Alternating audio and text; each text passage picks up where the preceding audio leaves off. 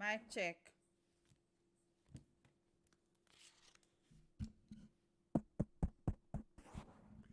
Hello. Hello. Jordan. Mic check. Oh. Thanks, Unstoppable. Me there, they chat. I never watch it chat, you know. Thank you so much for. I think I had the mic thing off. I forgot edit this video, yeah. Why? I forgot start over from the beginning. Let me start over from the beginning and take out the gum out of my mouth, cause. All right. I think I'm going to. I go start over the live. Or I can probably edit it. Yeah, I can edit it and cut out that part here. So anyway, welcome to the channel. If you're new, hit the like button, share and subscribe. Thanks Unstoppable if you make me know say no sound. I'm there chat. Well, first of all, I'm gonna go back from the beginning and I was gonna say blessings to all those persons who had a great Thanksgiving. Um and also there was a shootout in a mall. I think it was two different places. One was in a Walmart area in Lumberton. I think that's the name of the place in North Carolina. And also one was at a mall. Um, so let me go ahead and look at the article. And it says two men are recovering in the hospital after they've been shot Friday evening in the Greenville Mall, according to the Greenville police. Officer Scott Venable told the news that two men were SHOT near the American Eagle section inside the mall about 6:30. Their injuries appear to be non-life threatening. Police said that they are working on preliminary information and will not confirm if there's more than one suspect. Officials said that the mall was evacuated for the investigation, and also they said in a press conference Friday night. I missed that conference. I didn't hear about it. I didn't hear it because I was not really watching the local news. Police added that they did not believe it was a random act. They believe it was a dispute that happened in the mall. Mm-mm. So today is Black Friday, and there is a whole lot of persons who would have been at that mall, shopping and probably just hanging out, because at that mall you have a lot of shopping areas. You have JC Penney, you name it. You have Aeropostale, you have Belks, you have American Eagle, you have arcade, food court. You know what is typically at a mall. Um, they used to have New York and Company, but they moved. New York and Company is no longer at the mall. You have, what else they have at the mall? The shoes places, shoe store, Rock Room Shoes, Foot Locker. I think American Eagle. Is it right across Foot Locker? It either they're right across Foot Locker or it's right across from this other store named Belk. So, you know, it happened about 6:30 p.m. and basically they had to evacuate the mall to do the investigation. Two men were shot. I'm glad me never dead there. Preliminary information gathered, and this is on Twitter, where the Greenville police was on Twitter. It says preliminary information gathered at the scene suggests there was a dispute that occurred, resulting in two men being SHOT. The incident does not appear to be a random act. Both victims were transported to the ECU Health for their injuries. No other injuries were reported, and there was no ongoing threat. The mall has been evacuated, Mr. Already.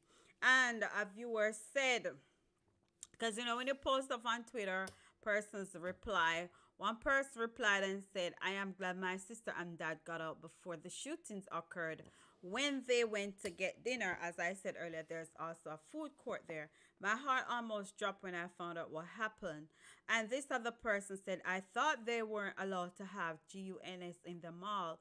And I had responded to that, but y'all weren't hearing me. I said, yes, there's a big old sign which say no weapons. But there's nobody there to search to see if anybody actually have weapons. And there's no detector, nothing. So you can't just walk in if you have a weapon anyway. You know, can't nobody know that they are search. That's where somebody else said on Twitter, that's where my sister works, and another person voiced their opinion and said that is crazy. Now, if you know of any incident that happened on a Black Friday, just drop it in the chat. I'm not really searching to see what other else happened. I just want to highlight that for those who are in those areas, you know, just to be careful when you're going out there to shop. Be alert. Observe your environment. Don't be on the phone the whole time with your head down. You know, be vigilant because you know it's really serious. And you know we gotta be careful when we're out there. And we know the phone is good, but sometimes the phone can be a distraction, and stuff can be happening, and we don't know it's happening because we are focused on the phone. But anyway, I want to say I'm glad those persons didn't actually lose their lives. The injuries are non-life threatening, so you know I will pretty much hear what's going on when they gave us an update. So now I am, for some reason, my camera they over here, so but it shows me a look over here, so I don't know what I do wrong. Cause I over here so the camera there. So why? Anyways, let's move on. I so earlier I said I was gonna talk about soccer, the soccer, the World Cup. Yeah, the World Cup, and I watch it and I love football, you know, from it, you know, growing up. However, I just want to go ahead and give an update for those who have been watching it, who've been following it. And I also want to say big up for those persons who are gathering together to watch the game. Um, so are those Hanoverians, we can talk about Hanover because down this on my place. Big up on yourself for coming together because the other day when they have state of emergency and all of that, me report pan it, so me report pan the positive now. Me glad on can get together in peace for watch the game and thing. Craig was big up himself to send me them video clip there. Alright, so anyway, now let's do a recap for those who let me watch it chat cause boy.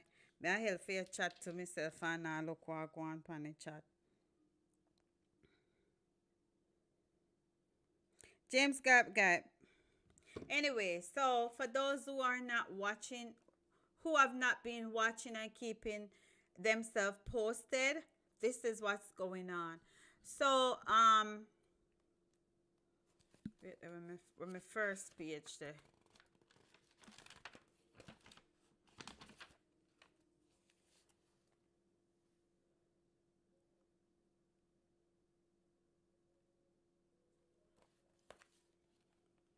Really? All right, so we are okay, my finding. All right, start. I have so much things right down.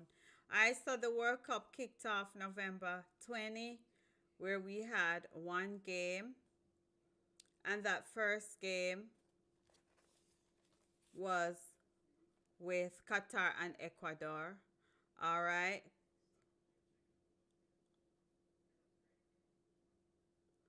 Qatar 0, Ecuador 2, and they are in, or they were in Group A. They are in Group A. Then we have the 20, I'm sorry, that was the 21st. The 22nd, we had three games. Group B, England versus Iran. England 6, Iran 2. So England was the winner. So far, Qatar, Ecuador, England. Group A again, because for the groups, they have four teams in each group, right? Group A, you have Qatar, Ecuador, you have Senegal and Netherlands. So Group A, November 22, you have Senegal versus Netherlands. Netherlands came out with 2 points or 2 goals. Senegal, 0. Group B, USA, Wales, they had a tie. All right. So far, Senegal so far in Group A, Senegal and Qatar didn't have any um goal. November 22, me say it wrong. And November 20 start anyway. 22 you have Group C with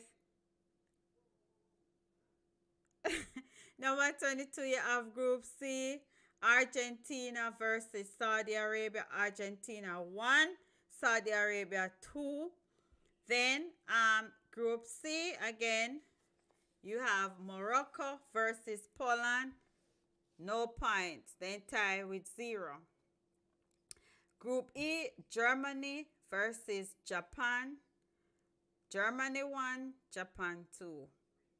2 goal. All right. Then Group E again, Spain, Costa Rica. Spain 7, Costa Rica 0. So in Group E, you have Spain, Costa Rica, Germany, Japan. In Group C, you have Australia, Saudi Arabia, Mexico, Poland. All right. In Group E, you have Germany, Japan. Oh, I said that already. In Group F, you have Belgium, Canada, Morocco, Croatia. Morocco 0, Croatia 0. Morocco play Croatia. Both of them tie 0. And Belgium play Canada. Belgium 1, Canada 0. All right. Let me see who me left out.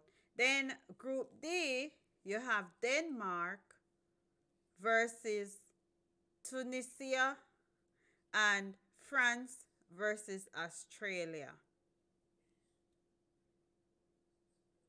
France and Australia. Denmark 0, Tunisia 0.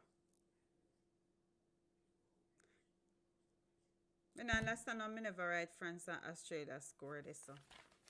Anyways, let's move on to the next series. Next games. Okay, Group G. Switzerland versus Cameroon. Switzerland 1, Cameroon 0. And they played when? Yesterday. Yeah, yesterday they didn't play. I only watched one game and it was the Brazil game I watched. Also, Group G, you have Brazil and Serbia. So in Group G, you have Switzerland, Cameroon. Open up for that thing, You have Serbia and Brazil. Brazil 2, Serbia 0. Switzerland 1, Cameroon 0. So far, Cameroon and Serbia have 0, while Brazil have 2, Switzerland have 1. Group H have Uruguay and South Korea with a tie of no goal, while Group H again, you have Portugal and Ghana. That was an epic match. I watched that yesterday. Portugal 3, Ghana 2. All right. Now, let me see. Today we had, I missed all of the match them today. I missed all of them. Today we had Wales and Iran. So that's Group B. Wales and Iran. Qatar and Senegal. Right? Group A, Qatar, Senegal play. Qatar play, Senegal play, Then Qatar make 1 point, Senegal make 3 points.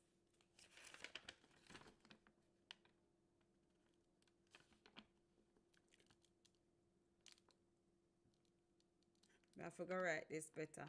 I'm looking to see if Senegal did play nobody before. Yes, Senegal did play Netherlands, and Senegal did make 0. Netherlands make 2 points. So right now, Senegal Senegal have 3 points, 3 goal. Then in Group A, you have Netherlands and Ecuador. Netherlands 1, Ecuador 1. Group Group B, England and the USA. Both of them tie with no points. So let me check this out. Qatar versus Senegal. Qatar and Senegal play. Netherlands and Ecuador play already. Qatar and Ecuador play. Right? So that's a 3 match. Qatar, Senegal, Netherlands, Ecuador. Qatar, Ecuador. So Netherlands play Senegal yet? Yeah, Netherlands play Senegal already. So all of the Group A match them play. So right now, Qatar have 0 plus 1. 1. Senegal have 3 plus 0. Ecuador 1 plus 2. That I goal me the count. Yeah, so that's basically what's up. So anyway, tomorrow we're gonna have Group D, which is Tunisia gonna play Australia, and another big match tomorrow with no, let me say it this. Group D, Tunisia versus Australia. And then that's 5 o'clock. 8 o'clock we're gonna have Poland and Saudi Arabia. 11 o'clock we're gonna have France and Denmark. And 2 o'clock we're gonna have Argentina, Mexico. Argentina did lose their last match. So we're gonna see if they're gonna win this match coming up with Mexico. Let me see who Mexico did play.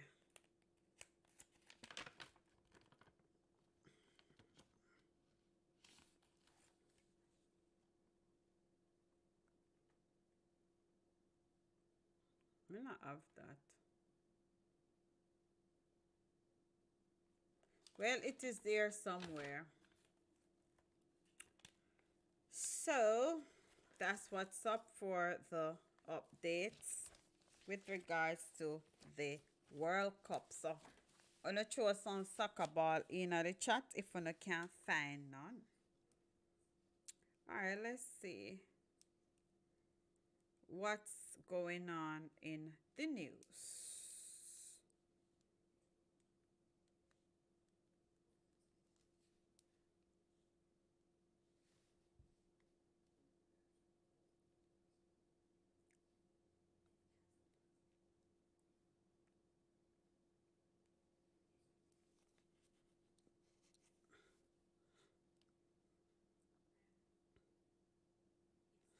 Okay, so this is saying this is a update with regards to the state of emergency that I talked about the other day. Or they're offering 500,000 reward for information on criminal who kill businessman. Opposition senator walk out during the state of emergency debate over alleged remark. Really? Are them as near the Guana, Jamaica? 32-year-old woman reported missing in St. Andrew.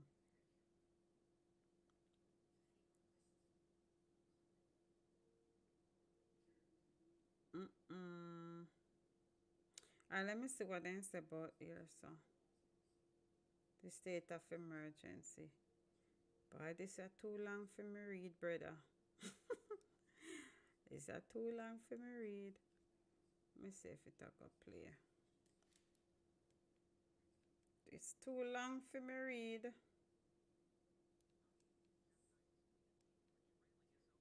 I'm going to play an article. Caucus of the Opposition People's National Party, PNP, is being taken to task by Young Jamaica, the youth arm of the governing Jamaica Labour Party, JLP, for voting against extending the states of emergency, SOEs, that were declared by Prime Minister Andrew Holness for 7 parishes on November 15th. Young Jamaica, in a statement on Friday evening, accused the PNP of denying the Jamaican people the safety and security provided by the most effective crime-fighting tool deployed by the government in history. It noted that all 8 opposition senators followed their colleagues in the House of Representatives in voting no. The PNP's action demonstrates that they are wholly tone-deaf to pleas and demands of civil society, private sector businesses, pundits, the security forces, and, most importantly, the people of Jamaica, Young Jamaica stated.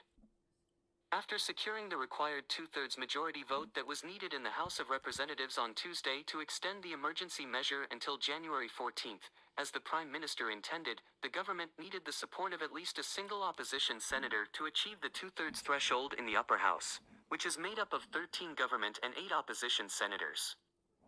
Young Jamaica pointed to recent statistics which it said have shown that upon the SOE declaration during the week of November 15th, Jamaica experienced the most sustained reduction in murders in those areas since 2015. Furthermore, past utilization of the emergency powers also resulted in similar decreases while the measures were in effect.